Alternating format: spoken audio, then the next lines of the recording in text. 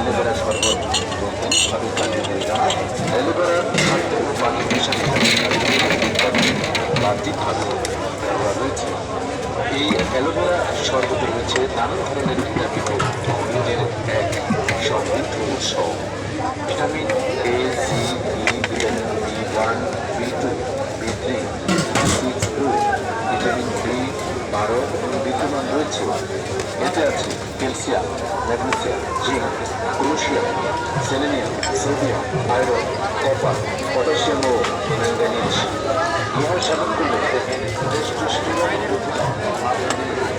ব্যথা মুক্ত করে রক্ত পরিশোধন এবং ছত্রাকজনিত রোগ নিরাময়ে চমৎকার ভূমিকা রাখে এই বনাজি অ্যালোভেরা শরবত।